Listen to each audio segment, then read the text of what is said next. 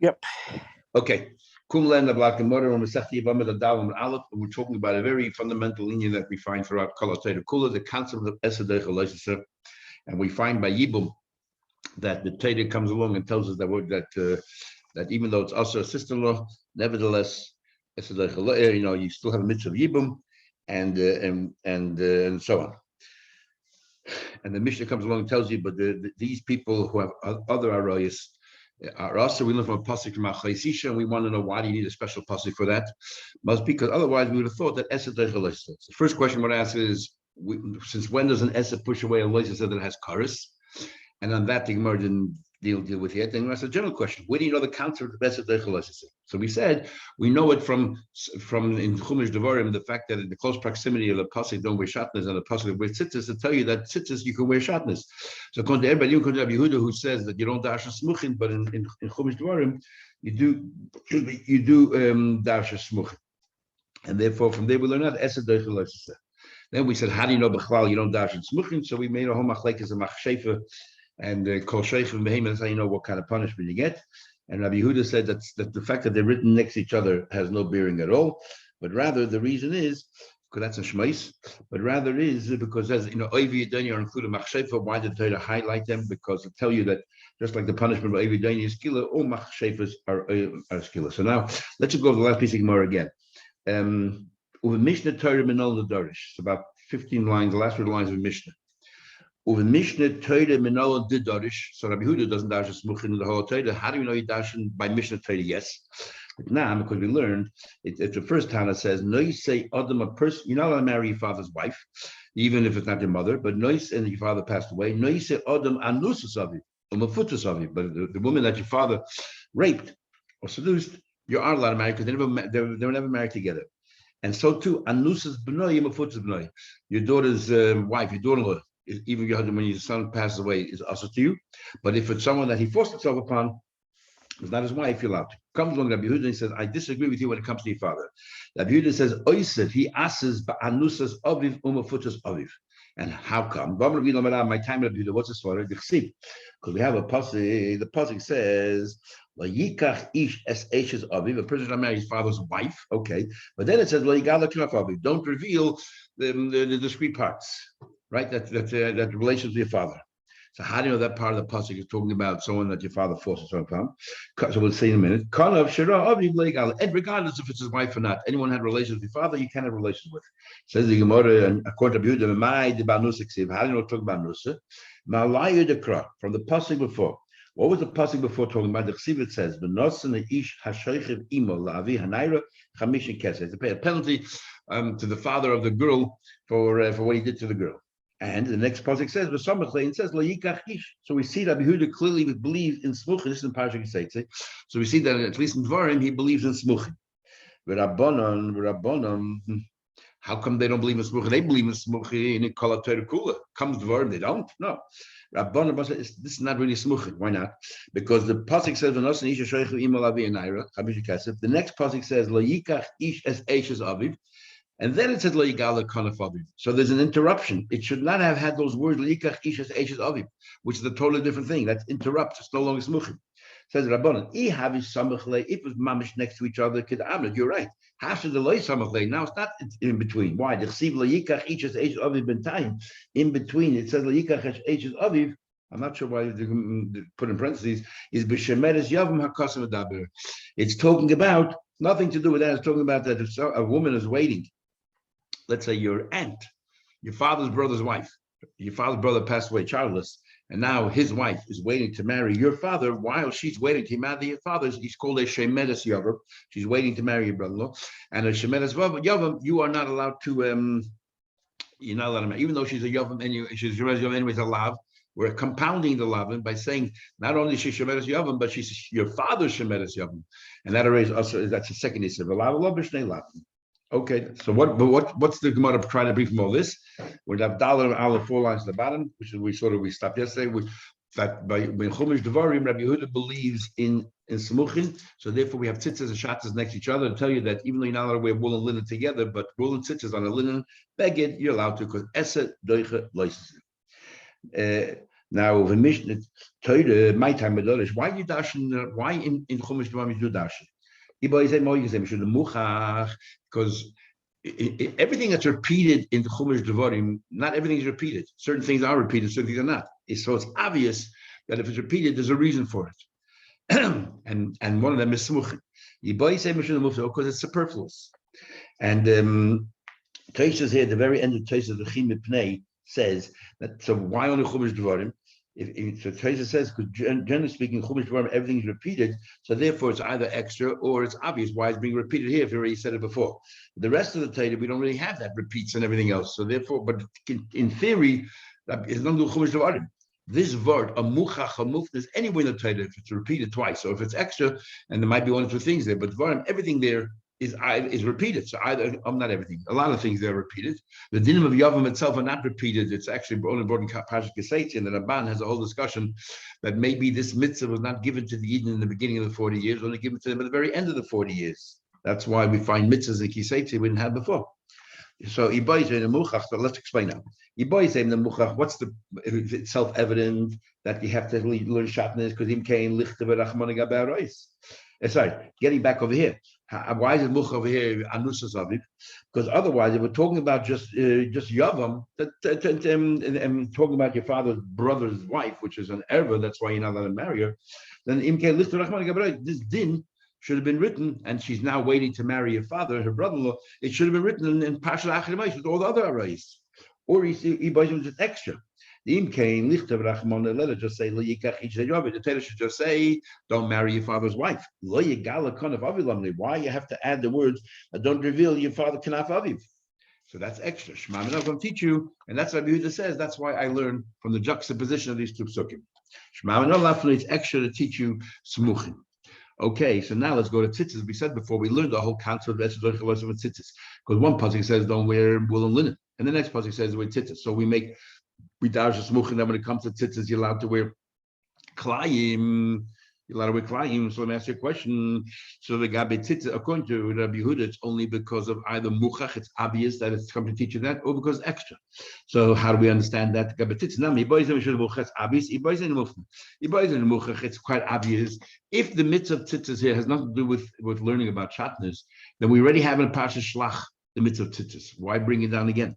Or if you have something to add, as Susi the Gemara does add a new dimension to tzitzis, then bring it in Parsha Shlach, which talks about tzitzis.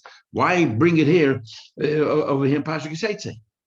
Why is it written here? Obviously, to teach you something else, that you can wear tzitzis out of Shabbos. If the reason is because it's extra, it is extra. Mechti, Kosev, it says in the pasuk, "Ubeged klaim shatnez lo yalo lechem." We already have a pasuk where it says in Parsha Kadosh that you should not wear shatnez. It's a beged of klaim of shatnez. You should not place upon yourself. So this pasuk here, lo yisil b'shatnez. What is it coming to add? Don't wear shatnez, right? It's at temer of pishtim yacha, we'll learn together. What do you need that for? Lamali. It's extra to teach you something new, and that is the next pasuk talks about tzitzis to teach you that tzitzis is an exception that you can wear klein. Says the Gemara, if you tell me it's extra, I can argue with you it's not extra. It's actually coming to teach you a new hani mitzvah tzrichi. We need it. The kasher rachmana. No, but the first answer was muchach. You want to teach me something new in shatnez, fine, but it doesn't belong here. It should be in Parsha Shlach, or it should be in Parsha Kedoshim where you talk about Shabbos. So therefore, we must say that or tzitzis doesn't belong here. Tzitzis should be there. But the question, if you learn because it's extra, is it really extra? Because if it's teaching us something new, it's not extra anymore. It is teaching something new. If we only had the pasuk that you should a beggar of shabbos, yala is different than wearing it. Wearing it, you put your sleeves inside, and it wraps all around you. Yala means you drape it on your shoulders or around you like a mantle. So if the Torah would have only said la yala have a meaning, kol derech halo asar rachmana. I don't care how you wrap it around you. In fact, if you're a merchant selling wares and you just place it on your shoulder, to demonstrate to your items of clothing that you're selling, or you're just transporting it, you should also be chai, because the fact is yalla. You have no pleasure from it. Doesn't matter, because there's la yalla, you shouldn't place it on top of you. I would have thought that even those who sell clothes as well. Kosher Rachmana, the Torah says, Lo Yisil B'Shatnez. So the Torah says that no, that you should not wear shatnez. According to Rashi, we're talking about meichliksus who are deriving benefit from having it on their shoulders, keeps them warm in the wintertime or something, but that's not their intention. Their intention is to transport it, to show it off. And another say we're talking about where they don't, that the Gemara talking about we have no pleasure, we would have thought that you're a chayiv. Dumya, the levisha, the eat, and why are they arguing shat? Because the whole vart is when you're wearing it on your shoulder, you have no intention of having hana, you just want to show it. That's called davar she'ein miskaven. You have no intention, which Rabbi Shimon says is mutter, no problem, and therefore we would have thought it's also kamash mutter. But Rabbi Yehuda Taka holds it's also. Rabbi Yehuda holds davar she'ein miskaven is also called terekula. So therefore, according to Rabbi Yehuda, Taka not allowed to. So we're talking about where you have no benefit. Kosher Rachmana, therefore it says leisil b'shatnez. That's why the Torah has to spell out in Parshas Kiseitze. Don't dress yourself b'shatnez to tell you that what? That we're not talking about just placing it on you to parade it across or to show. We're talking about when you're wearing it and you benefit. Dumi de levisha. So even though the Torah says in Kedoshim halah, it's not stam halah. It's like a coat. You wrap it around you. You don't unless you have no sleeves. But nevertheless, it is also the east behana. You have some benefit. So let it only say this pasuk here in the body, what the pasuk Kedoshim. Even the Torah said leisilbash. I would have thought dafka levisha. Then only if it's like a shirt, you put your hands in there or a suit. The nafesh hanosku has a lot more pleasure. Aval halah, but just wrapping yourself around, loy. Maybe takanat chayiv. Because rachmana lo yalo lech. Says the Gemara. That's why we need two psukim. So the chayiv is not extra. What are you telling me that it's extra and therefore we dash and smuch in the fact of the juxtaposition of two psukim? Says the Gemara, because in Cain, if so, lichtei rachmana, let the Torah say, leisilba, let the Torah say, leisilba shatnez. If you're right, then all the Torah had to say, don't leisilba shatnez, to teach you that what? That it has to be something with plenty of pleasure. Fine. But the word semer pishtim is extra. It says leisilba shatnez in Kiseitze, semer pishtim yachtov, wool and linen together. That's extra. We already know what shatnez is from Parshas Kedoshim. Why did it say it again here? So the Gemara actually doesn't say Parshas Kedoshim. Also, the Parshas Kedoshim is that Klaim shatnez shouldn't wear. But Tzarpish is extra. Tzarpish lamali mechdi. Now, why is it extra? No, in Parshas Kedoshim doesn't spell out which two materials you shouldn't join together. So maybe you need the Parshas Kiseitze to tell you what it is. Again, it's not extra. You need to tell you it's woolen. No. My question is as follows. The Gemara explain now his question. Mechdi Kosev, it says in Parshas Kedoshim, or beged klaim shatnez lo yalech. Right. So the Torah says, beged clothing made up of shatnez, don't wear. But we don't know what shatnez is, right? So you need the pasuk in Kiseitze. No, because with Tana Rabbi Shmuel said, whenever the Torah uses the word beged, what kind of material is the Torah talking about? It doesn't describe it. But throughout the Torah it says beged. But a part of in Parshas Negoyim, in there it spells out exactly what a beged is. Everywhere else it doesn't spell out what it is. But there it says exactly what a beged is. Af kol tzemer pishtim, whenever it says tzemer upishtim, sorry, af kol, every beged tzemer pishtim is made out of wool and linen. Because by Negoyim it says a beged of wool or linen, has a nega, has a leprosy. And therefore, from there we know. At one place, the Torah defines exactly what it means by the word beged. So everywhere else in the Torah, when it says beged, it means wool and linen. So going back to the pasuk Yisrael, it says in the pasuk that leisul b'shatnez, you shouldn't wear shatnez. Okay, you tell me you need it because to tell you there has to be something you have derive a lot of pleasure. Well, fine. But the word tzemer or pishtim yachtav is redundant. What do you need tzemer or pishtim yachtav for? As soon as it says the word beged in Parshas Kedoshim, we already know it means wool and linen. What's it coming to add in Parshas Kiseitze? It's extra to teach you that we dash in the juxtaposition of the two psukim. Yes. So the tzemer, the pishtim, because I'm on a why does it have to spell out wool and linen? I'm not need to be extra. Says Yemara, who said, Bakati, you tell me it's extra, it's it. No, maybe we need it as follows. Salka, I would have thought, Allah. If it wouldn't have said tzemer pishtim here, it also doesn't say the word beged here. So I would learn like this. In Parshas Kedoshim, we're talking about a beged, wool and linen. And what are we saying? That you didn't dress like a shirt or a suit. It's something that you sort of wrap yourself around with, which is less, even though you're having some hana from it, it's far less than something that you put your sleeves on. So therefore, we're thinking like follows. We would have thought halal, which is much less pleasure, is only limited the prohibition shatnez of wool and linen, because it says the word beged there, which is wool and linen. The loin afish hanos, you don't have that much pleasure. Avolavisha, but in Pashas Kiseitze, where it says don't wear like silver shatnez, where you're having much more pleasure, and doesn't say the word beged there, I would have thought the nafish hanosa, they have so much more pleasure. Cold today meaning asrachman. I don't care if it's cotton and wool, cotton and linen. The Torah, any 2 minutes the Torah asks, because that's klein. It doesn't say the word. It doesn't say the word beged here in Pashas Kiseitze. It talks about silbush. That's how I thought. Therefore, kotzer rachman and tzemel pishtim. We need tzemel pishtim for its very own halacha. It's no longer extra. So how does that mean to know to dasha smuchim? In this case, it's nothing extra. Says no, it is extra because im kain lishte kramine. Don't tell us tzemel pishtim. Just say those silver shatnez, and we can ask ourselves, what are we talking about here? What kind of materials? So we'll look in the Torah. Where else does it say shatnez in Parshas Kedeshim? And there it says the word beged. Well, beged klein and shatnez you shouldn't wear. So, and we know that beged means wool and linen. So we'll come back to Chumash at the Parshas Kedeshim and say, oh, we're talking about wool and linen. So why does it have to spell out wool and linen? The taste is shatnez. Shatnez mahala. I would learn. Oh, I'll have the word shatnez. What are we talking about? I'll look in Kedeshim and then I'll see what it is. So therefore, it's extra. So now the Gemara explains that it's totally extra, and that's how we learn smuchim. Says the Gemara.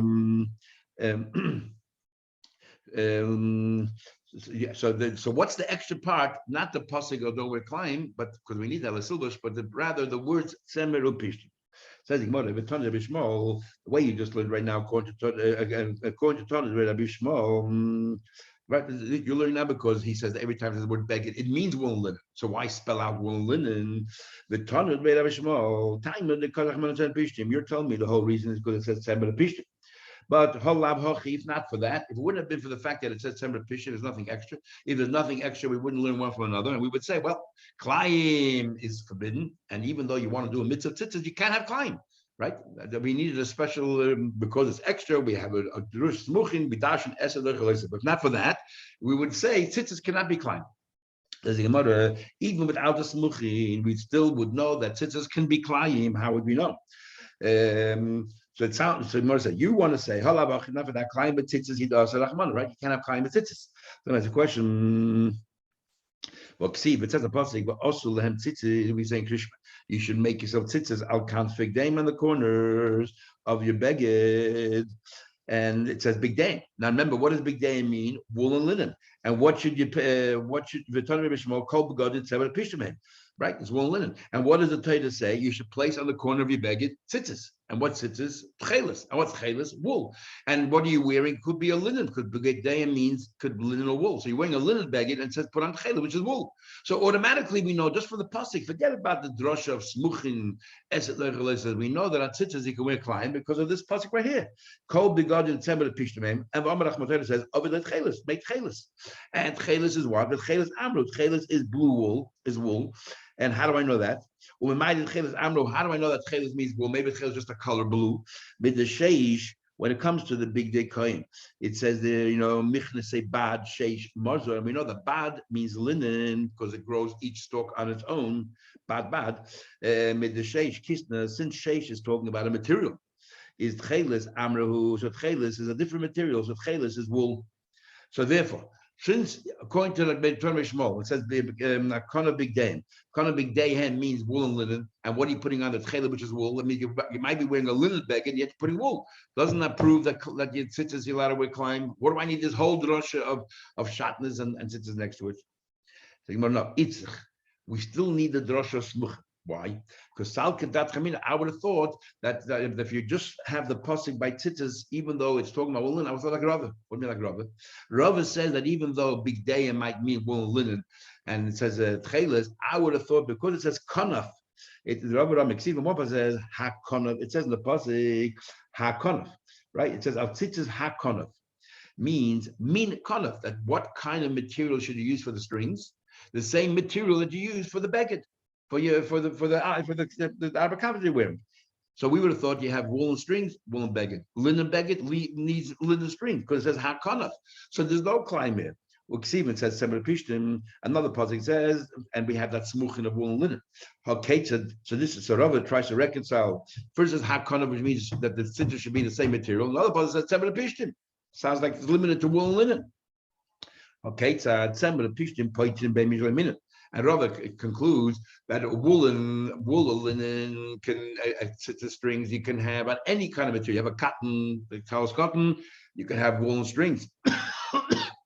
Or the shan meaning, but let's say you have cotton, towel's cotton, you can have cotton strings, but on a woolen beged, a woolen towel's cotton, you cannot have cotton strings. So pishton exempt your beged regardless of material of the beged. But when it comes to other materials, it can only work on their own, only if the tzitzis and the beged are the same. Yeah, so that's what we would have thought. So therefore, if that's what we would have thought, so there's no claim by tzitzis. Says the Gemara, before we go on, the Gemara says, you think Rabbi Shmuel agrees with Rabbi's shot, but Rabbi Shmuel less than Rabbi. Rabbi Shmuel, in fact, doesn't agree with Rabbi. He holds that you cannot make a tzitzis out of a material. He holds that big dayhead means wool and linen, and therefore the only materials you can have for your towel's cotton is wool. And the many poskim hold that Mahatoida, the only tzitzis that you have, that your chayiv tzitzis mahatoida is only if it's a woolen or a linen beged. If you have a cotton towel's cotton, for example, they say it's only rabbanan that you wear tzitzis, not mahatoida. That's why we try to wear a woolen towel's cotton. Anyway, so the Gemara says no. I didn't mean that Rabbi Shmuel agrees with the conclusion of Rabbah. We're just talking about, we're focusing on one part of Rabbah. The part Hakanaf means that we would have thought that woolen tzitzis for woolen beged and linen tzitzis for a linen beged. And therefore, Rabbi Shmuel had to say, we need to learn smuchim. Your question was, why do you need smuchim? But we just learned from the Pasha by tzitzis. No, we can't. For the Pasha by tzitzis, we would have thought that it's limited only wool to wool and linen to linen. There's no climb there. It's a thought. What we meant was not that he holds the conclusion of Rabbah. It's more the diuk of Rabbah. That hakanaf min kanaf. We would have thought that you have to be separated. What's chayla? But if you're making wool, make it blue. We would have thought that the only time that you have blue wool is if it's wool to wool. But and that's it. But you can have wool to linen and so on. That's what the thought is. That's why the Torah says that's why we need to tell you that you can use all kind of so we need the smuchim to learn from Klayim that you can mix your tzitzis. You can have a woolen string on a linen beged and a linen string on a woolen beged. It's Klayim. So we have a smuchim tell you the esed derech. Okay, something about a Tanakh. All this makes sense with Rabbi Shmuel. This only makes sense if you follow Rabbi Shmuel. That Semel Pishim is extra because he holds that the word beged already tells you that it's wool and linen. We already know that Klaim is wool and linen for Pashas Kedoshim, where it says over there, oh beged Klaim Shat. So we already know it's wool and linen. So why does the person, when it repeats in Pashas Keseit, it says no way Shat? It spells out Semel Pishim. That's extra to tell you the what. Let's dash and smuchin that by tzitzis you're allowed to wear, wool and linen, linen and wool. Okay, makes sense according to Rabbi Shmuel. But according to Rabbanan, how do you know? They don't hold that beged means wool and linen, so therefore there's nothing extra. The Torah had to tell you what without the pasuk in Kisei, according to Rabbanan, when the Torah says beged, it can mean anything. So therefore the Torah had to spell out somewhere and delineate exactly what kind of materials it is, and therefore it's repeated Tember Pishtim. Yachtov. So it's not extra anymore. So according to Rabbanan, how do they know that you compare the smuchim? Now, it's not really a question l'chayla because this whole idea of smuchim that you need muchach or muf is only according to Rabbi Yehuda, who doesn't dash on smuchim the rest of the Torah, only in Devarim. And the reason is because Moshe Rabbeinu is repeating the whole Torah. There must be a reason why certain things you repeat and certain things it doesn't. So it's muchach or muf to teach you smuchim. However, according to Chachamim that call Torah kulu than smuchim, there's no problem. I don't need an extra. The very fact that it's written next to each other, that's enough to dash. So Torah says, we're trying to accommodate that even the Rabbanan who might agree with Rabbi Yehuda, if there are other people who like Rabbi Yehuda, but they don't agree with Rabbi Shmuel regarding the definition of beged, how would they know the concept of esed doichelos? Says Gemara, was no longer extra here by climate tzitzis. Minola, how do they learn out? So Gemara, I'll tell you, learn out something totally different. Learn out. Meroisha, we're just a little bit further. It says in the pasuk that a mitzvah at the end of his term, he has to shave completely all the hair of his body. So the pasuk starts off saying he should shave, he should shave off all of his hair. And then the pasuk spells out as Roisha, the hair on his head, as Kona, the hair on his beard, there's Gabas Einav on his eyebrows, and there's Kosari. why do you have to itemize these things if the Torah already said kol sare? So it comes to teach you something. So the Gemara says, the time you learn the Rosh, why does it have to say let him shave his head when you already said kol sare?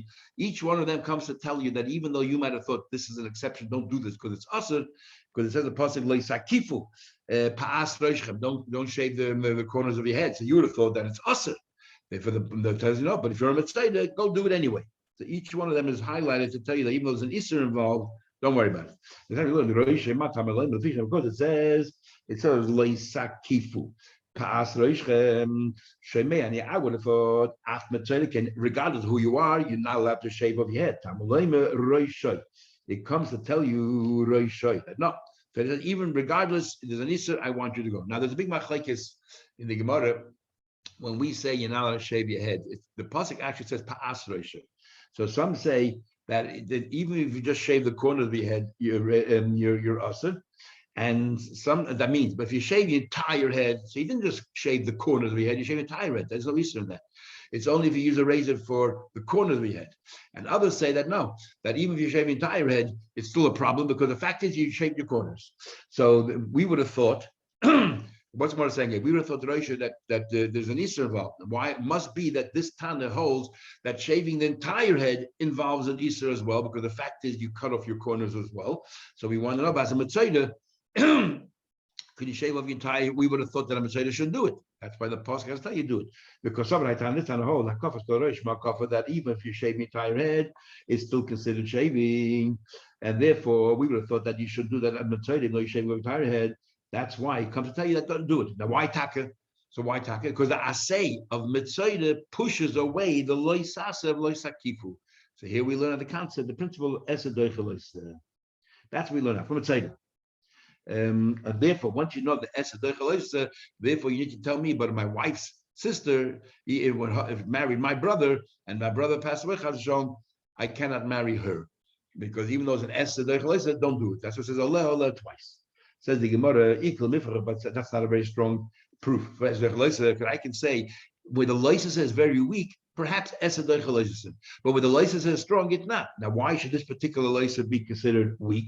So he says, this lav of shaving your entire head does not apply to women. It only applies to men. So the women are not included in this lav, because we compare it to a beard, and therefore they're not included in this lav, as Mark Kedusha will learn all about mitzvah shazman groma. And since they're not included in this lav, it's a weak, half the population doesn't have it. So it's a weak lav.